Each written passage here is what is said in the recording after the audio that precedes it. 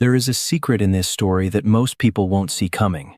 And when it finally comes out, everything changes. Samuel Achebe pretended to lose everything to test the woman who rejected him 20 years ago. He showed up at her door broken, and begging. She could have laughed. She could have slammed the door. But what she did instead, and what Samuel discovered about her while he stood in her kitchen, made him offer her every dollar he had. $3.2 billion. And her answer, can you believe this? Her answer left a room full of lawyers and family members completely speechless. Hey there, welcome back. Before this story begins, do us a favor. Like this video and subscribe if you haven't already. Drop your country in the comments below. Are you watching from Canada, Johannesburg, maybe Jamaica or Houston? We'd love to know. Now listen, I'm going to tell you something that's going to make you think hard about every person you've ever judged, every person you've ever dismissed, and every person you thought you understood but didn't. Because this story right here, is about a man who spent 20 years being angry at the wrong person. And by the time he figured it out, the truth had been sitting in front of him the whole time, wearing an apron and raising his child. Let me tell you about Samuel Achebe. Samuel was 54 years old. He was a powerfully built man, 6'2", broad-chested, with hands the size of dinner plates and a neck so thick his shirts always looked slightly too tight at the collar. His skin was deep brown, rich as mahogany, and his face had the kind of hard geometry that made people take him seriously before he opened his mouth. A square jaw, a wide nose, a forehead that carried 2 permanent creases of concentration. His head was shaved smooth, and he kept a short beard, neatly trimmed, going silver at the chin. He wore expensive clothes the way large men wear expensive clothes, like the fabric was trying to contain something bigger than itself. Samuel was born in Aba, Nigeria, the commercial heart of the Southeast, a city of traders and hustlers and people who could sell sand in a desert and make the buyer feel grateful. His father, Chief Obiora Achebe, owned a textile factory.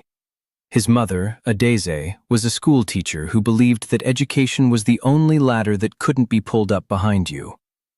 Samuel was the youngest of 4 brothers, and he was the one his mother said was born with fire in his belly and questions in his mouth. He came to America at 20 on a scholarship to Howard University, engineering. He graduated summa cum laude. He got a job at a consulting firm. Then he started his own company, Achebe Infrastructure Group, building roads, bridges, water systems, power grids. He built them in places that other companies didn't want to go. Rural Mississippi, the Louisiana Bayou, West African countries with terrible roads and worse governments. He built things that lasted because his mother had taught him that anything worth building should still be standing when you're gone. By 54, Samuel was worth $3.2 billion. He had offices in Atlanta, Lagos, and Nairobi.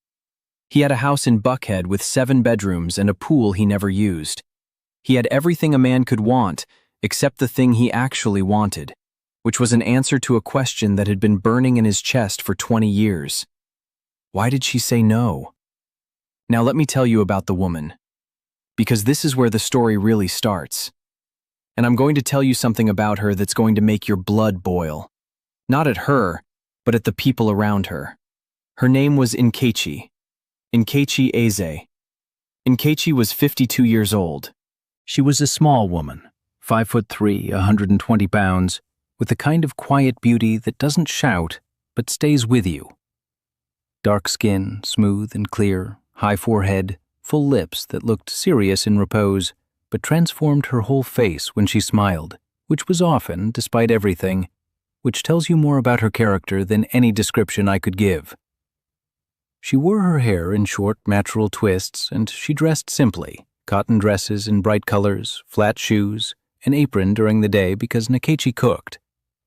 She cooked constantly, for her neighbors, for the elderly woman next door, for the children who came by after school because their parents worked late and somebody needed to feed them jollof rice and help them with their homework. Nkechi lived in a small house in College Park, south of Atlanta, the kind of neighborhood where the houses are modest and the lawns are patchy and the fences are chain link, and the people are the kind of people who bring you a plate when you move in and check on you when they haven't seen your car for 2 days.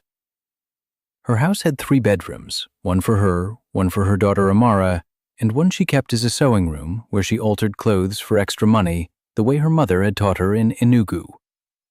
Nkechi worked as a home health aide, caring for elderly patients in their homes, bathing them, feeding them, giving them their medications, sitting with them when they were lonely, holding their hands when they were afraid.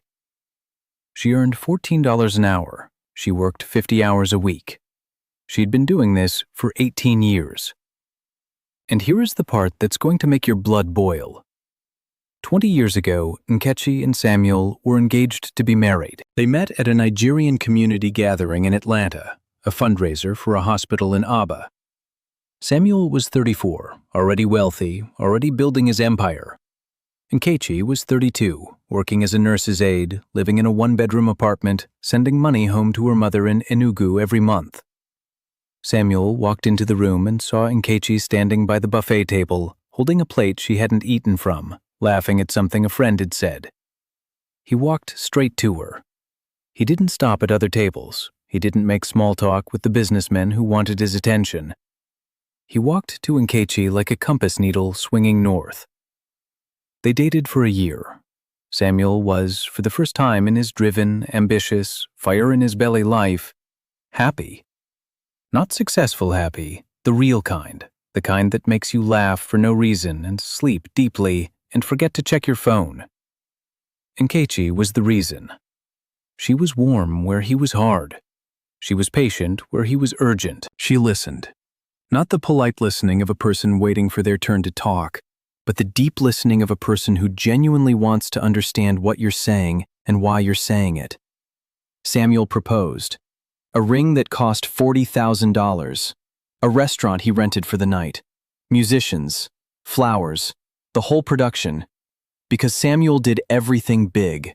That was his nature. That was his flaw. That was the thing about him that was both his greatest strength and the thing that blinded him to the small, quiet truths that mattered more than any grand gesture. Nkechi said no. Not yet. Not, I need time. No. She said it quietly, with tears in her eyes, in the restaurant he had rented, in front of the musicians and the flowers and the $40,000 ring. She said, Samuel, I can't marry you. I'm sorry. She didn't explain. She didn't give a reason. She stood up, she set the ring box on the table, and she walked out. Samuel sat in that empty restaurant, surrounded by flowers, holding a ring nobody wanted. And he felt something crack inside him that would not heal for 20 years. He never saw her again.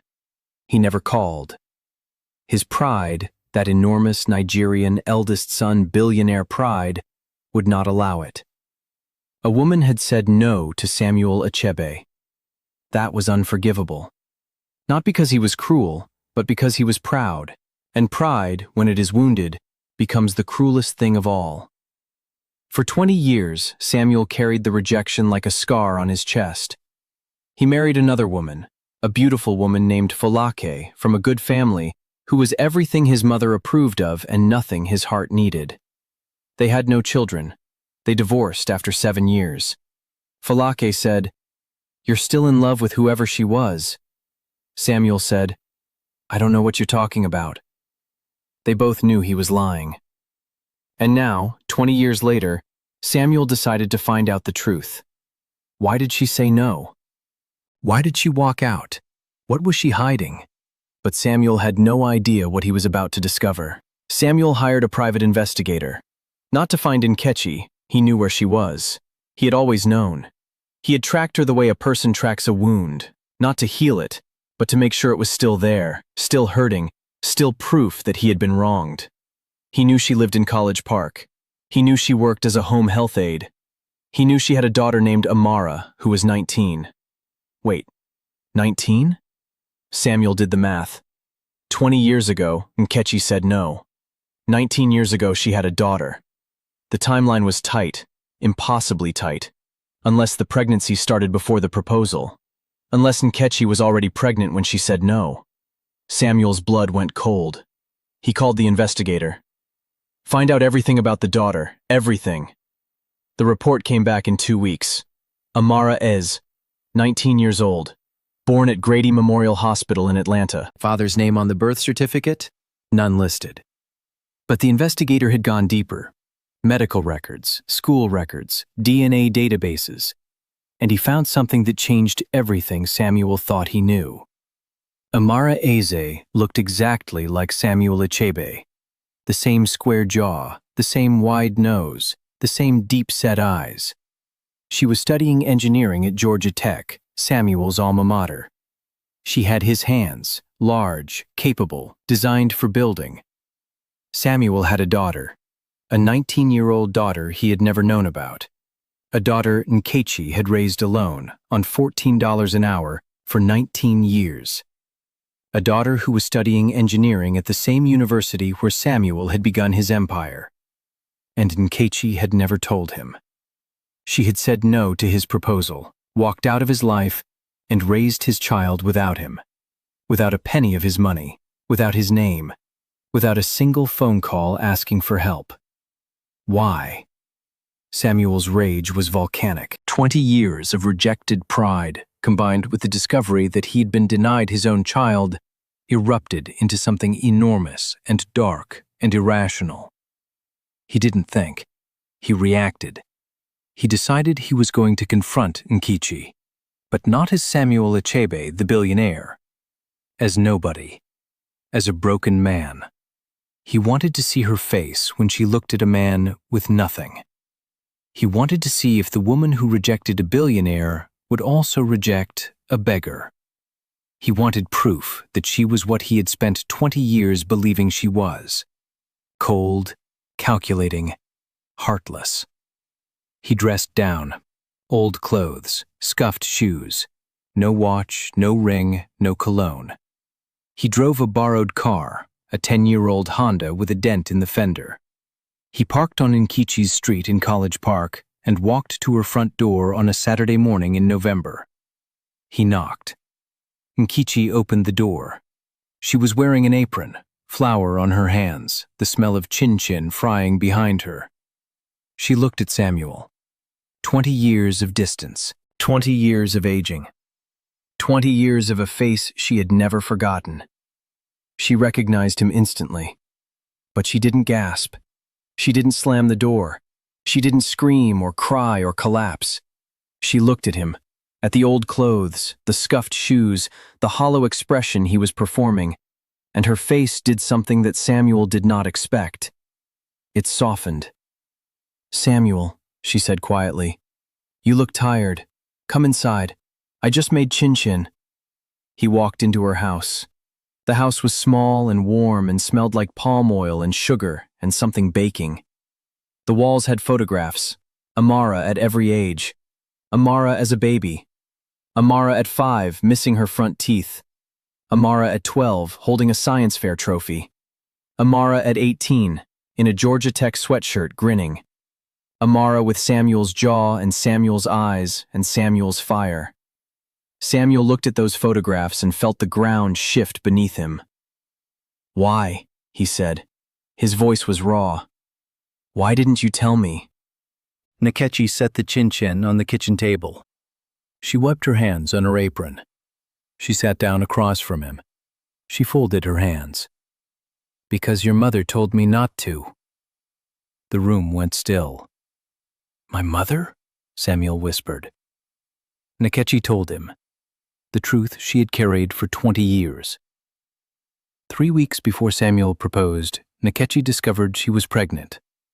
She was terrified and joyful, the way women are when a life is growing inside them that they didn't plan but already love. She went to tell Samuel, but first she went to Adeze, Samuel's mother, the schoolteacher, the woman Nkechi respected and admired. Adeze listened. Then Adeze said something that changed the course of 4 lives. "You cannot marry my son. You are not from the right family. Your people are not our people. If Samuel finds out about the pregnancy, he will marry you out of obligation, and he will resent you and the child for the rest of his life. A man like Samuel needs a wife who elevates him, not a woman who traps him." Nkechi was devastated. She said, "But I love him." "Love is not enough," Adeze said. A man's future is more important than a woman's feelings. Reject him. Walk away. Raise the child on your own. I will send you money. I don't want your money. Then you will have nothing, and neither will the child. Adeze never sent money. She never called. She never told Samuel about the pregnancy. She carried her secret to her grave. She died 6 years ago, taking the truth with her. Or so she thought. But the truth doesn't stay buried. It grows in the dark. And it found its way out through a daughter who looked exactly like her father. Samuel sat at Nkechi's kitchen table. His disguise felt ridiculous now. The old clothes, the scuffed shoes, the borrowed car. He had come to test a woman he thought was heartless. And instead he found a woman who had been shattered by his own mother and had spent 20 years picking up the pieces alone. You raised her by yourself, Samuel said, on $14 an hour. On $14 an hour, Nkechi confirmed. I worked double shifts when she was a baby. I brought her to work in a carrier on my back. I fed her with money I should have spent on rent. I helped her with homework at midnight after 12-hour shifts. I taught her to be strong. I taught her to be kind. I taught her to build things, because her father builds things, and I wanted her to be like the best parts of him. Samuel put his head in his hands, his big, builder's hands, the hands that built roads and bridges across 3 continents, but had never held his own daughter. She doesn't know about me, he said. She knows your name. I told her when she was 12. I told her you were a good man who didn't know about her. I told her it wasn't your fault. It wasn't yours either. No, it wasn't. Nkechi's voice was steady, calm. The calm of a woman who made peace with her suffering a long time ago. But somebody had to pay the price for your mother's decision. And it was me and Amara. Samuel stood up. He took off the old jacket. He straightened his back. He looked at Nkechi, this small, strong, impossible woman who had endured 20 years of single motherhood and poverty and silence because his mother told her she wasn't good enough. I want to make this right, he said. I have $3.2 billion. I will give you all of it, every penny. I will sign it over today. For you and Amara. For the 20 years I missed. For everything my mother took from you. Nkechi looked at him. She looked at him the way she had looked at him 20 years ago in the restaurant. Directly, without pretense, with those full lips and those dark eyes and the quiet strength that had first made him walk across that room toward her like a compass needle finding north.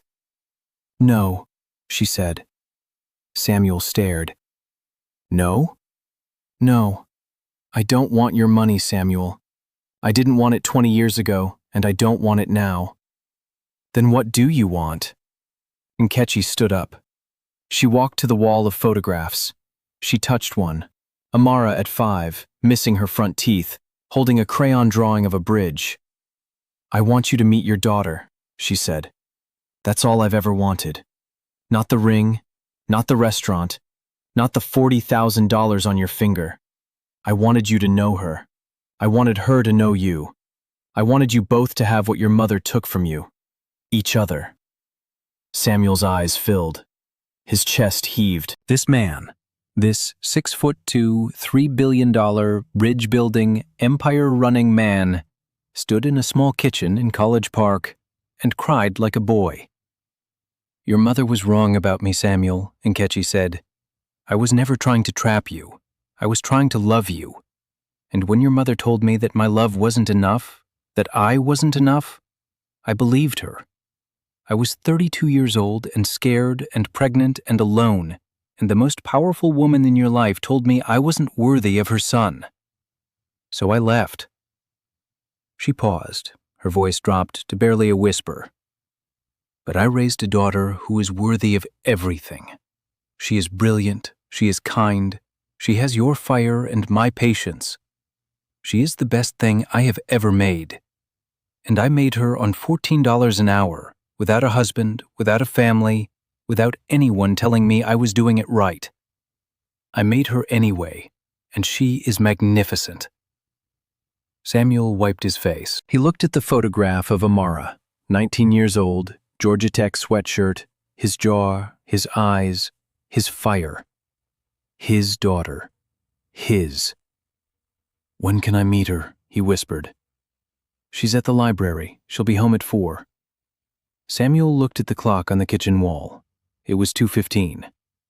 "I'll wait," he said. "Then sit down," Nkechi said, "and eat your chin-chin." He sat. He ate. The chin-chin was sweet and warm and perfectly fried, the way his mother used to make it, the mother who had destroyed the best thing that ever happened to him. He ate it, and the sweetness mixed with the salt on his face, and it tasted like 20 years of wasted time and the beginning of something new. At 4 o'clock, the front door opened. A young woman walked in. Tall, 5'9", dark skin, square jaw, wide nose, deep-set eyes. Large hands holding a stack of engineering textbooks. She was wearing a Georgia Tech sweatshirt and sneakers, and she had her mother's smile, the one that transformed everything. She saw Samuel sitting at the kitchen table. She looked at her mother. She looked at Samuel. "Mama?" Amara said. "Who is this?" Nkechi looked at Samuel. Samuel looked at Amara. His daughter. The girl he didn't know existed. The girl who was studying engineering at his university. The girl with his hands and his fire and her mother's patience. "Amara," Nkechi said gently, "this is your father." The room went still. Amara set her books on the counter. She looked at Samuel for a long time, studying him the way an engineer studies a structure, looking for the load-bearing walls, the foundation, the parts that hold everything up. Then she said, "You build bridges." Samuel's voice cracked. "I do. I'm going to build bridges too." "I know you are." Amara sat down at the table. She took a piece of chin-chin. She looked at her father with those deep-set eyes, his eyes, and she said, "You missed a lot. I know. You're going to have to catch up. I know. I have 19 years of report cards and science fair trophies and school plays you weren't at. Mama kept everything. Every drawing, every test, every award. She has boxes. I want to see every one." Amara looked at her mother. Nkechi nodded. Amara looked back at Samuel. "Okay," she said, "but we start from the beginning. 1st grade. The bridge made of popsicle sticks. It won 2nd place. I was robbed." Samuel laughed. A big, broken, joyful laugh. The laugh of a man who has just discovered that the world is bigger and more beautiful and more painful and more forgiving than he ever imagined. They sat at the kitchen table, a father, a mother, and a daughter, eating chin-chin, looking at photographs, starting from the beginning. 1st grade, popsicle stick bridge, 2nd place. She was robbed. Outside, the sun went down over College Park. The chain-link fences caught the last light. The modest lawns turned golden. And inside the small house, at a small table, in a small kitchen that smelled like palm oil and sugar, a family that had been broken for 20 years was being put back together. Not with money, not with grand gestures, not with $3.2 billion. With chin-chin, with photographs, with the quiet, stubborn, indestructible love of a woman who raised a masterpiece on $14 an hour and never once asked for help. And when Samuel asked her one more time, "Nkechi, please, let me give you something, anything, name it," she looked at him with those dark eyes and said the thing that would stay with him for the rest of his life. "You're here. That's enough. It was always enough." I hope you enjoyed watching it as much as I enjoyed creating it. Like, share, and comment on the lessons you've learned. Let me know where you're watching from in the comments below. See you in my next story.